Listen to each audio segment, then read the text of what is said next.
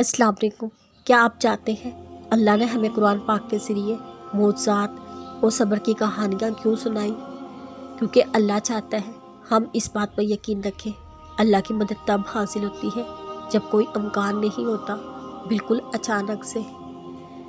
वो चाहता है हम सबक हासिल करें। सब्र कभी रायगा नहीं जाता, फिर चाहे हमारी आँखें और दिल कितना ही रायगा क्यों ना समझे। वो चाहता है हम यकीन करें अपने रब का यकीन। इसलिए फ़र्ज़ कर दिया गया है कि हम उसकी नाजिल करदा किताबों पर ईमान लाएं। जब आप अल्लाह की किताबों पर ईमान लाते हैं तो उसके लिखे हर्फ पर ईमान लाते हैं। ये हर्फ हमें अल्लाह की ताकतों पर ईमान रखने की तलकीन करते हैं, और जब अल्लाह की ताकतों पर यकीन रखा जाता है तो दुआओं पे शक खुद ब खुद दूर हो जाता है।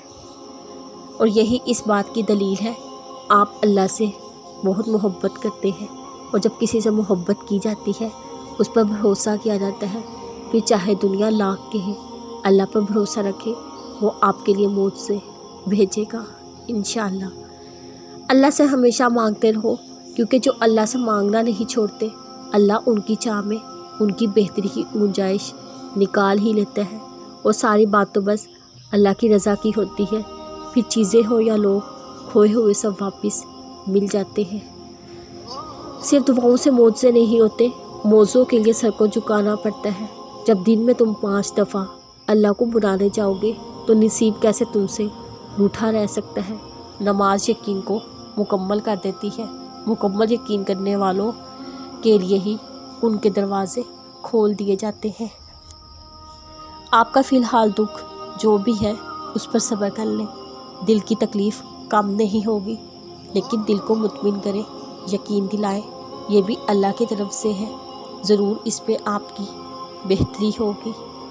अपनी मनपसंद चीज़ों को पाने के लिए अल्लाह को उसके मनपसंद अंदाज से राज़ी करना पड़ता है।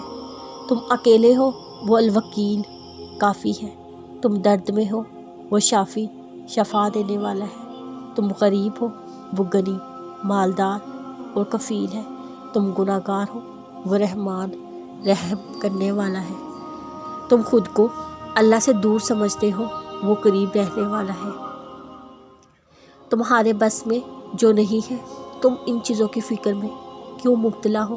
तुम अपने मामलात को अल्लाह के सुपुर्द करके क्यों नहीं सुकून में हो जाते। खुद सोचो, क्या भला कोई ऐसी चीज़ है जो वो नहीं कर सकता। वो हर चीज़ पर कादिर, गालिब, हिकमत पाने वाला है।